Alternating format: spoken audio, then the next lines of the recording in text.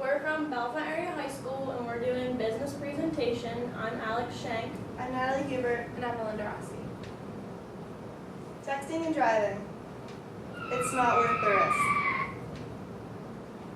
There's three kinds of distracted driving. First off, there's visual.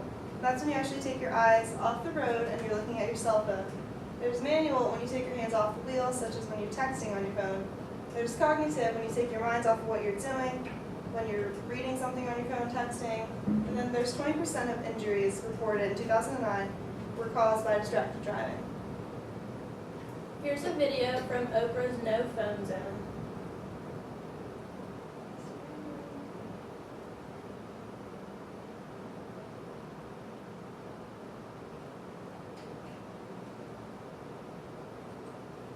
AJ was a presence. He was goofy and funny, and he had an amazing smile. It was December 3rd, 2007. I came up behind the accident and saw that it was my son's car.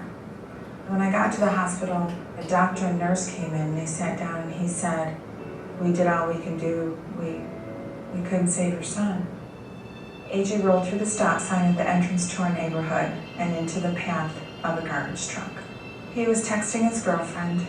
His accident was 100% preventable. My son wasn't just a number. He's not just a statistic. My son was AJ Larson, and he meant the world to me and a lot of other people, and he's no longer here because of texting while driving. Why shouldn't texting drive? Texting while driving increases the risk of an accident by 23.2 times over the unimpaired driving. Of those killed in distracted driving related crashes, almost 1,000 involved are reported of self-abuse. And now in Pennsylvania, it is illegal to text and drive. The highest percent of drivers that text and drive are in Tennessee, and according to the American Automobile Association, around 50% of teens actually admitted to texting and driving.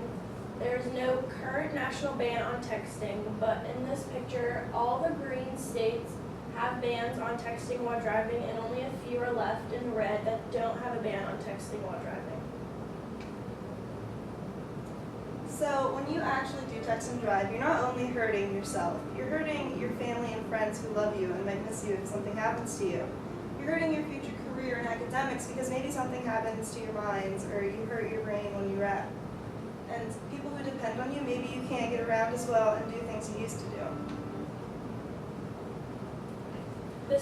We have another video, and it compared drivers that texted while driving and someone who was legally drunk.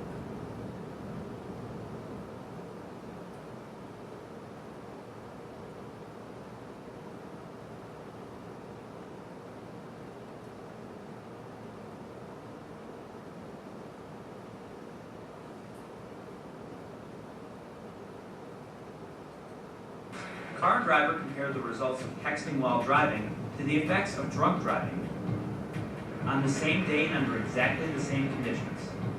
We measured the driver's reaction time to a light mounted on the windshield at eye level, meant to simulate a lead car's brake lights. The critical measurement was the time between activation of the red light and application of the brake pedal. The two test subjects were 22-year-old web intern Jordan Brown and 37-year-old editor-in-chief Eddie Alterman. First, we tested the driver's regular reaction time to establish a baseline. Next, we ran the same test while the drivers read and returned text messages. After runs at 35 and 70 miles per hour, we took a cocktail break. Get me some vodka, sir. Vodka and orange juice got our two dedicated professionals to slightly over the legal blood alcohol limit of 0.08%. We then put them behind the wheel and ran the test without any texting distraction.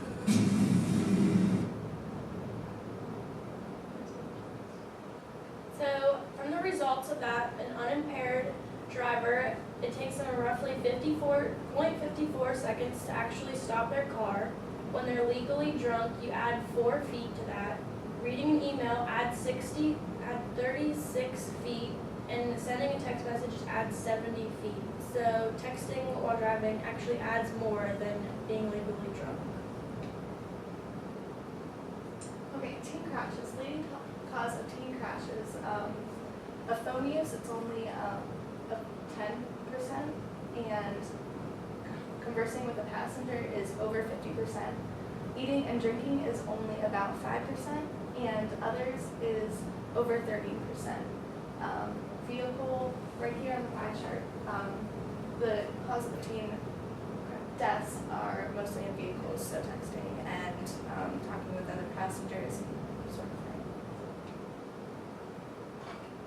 And tips you can help stop yourself from texting in the car is you can just turn it off, put it on silent. You can have somebody in the car with you and have them do the texting for you. You can get in-car devices even to help, some technology. And some of that technology would be things like this new device called Texecution, and it tells when your phone is in a car and it shuts your phone off, and so does Text Blocker. It tells when your phone is in a moving car and actually disables your phone from texting and web browsing. Then there's a thing called a safe product, and it does all these sorts of things like blocking web browsing, texting, instant messaging when you're in a car. And any text message can wait.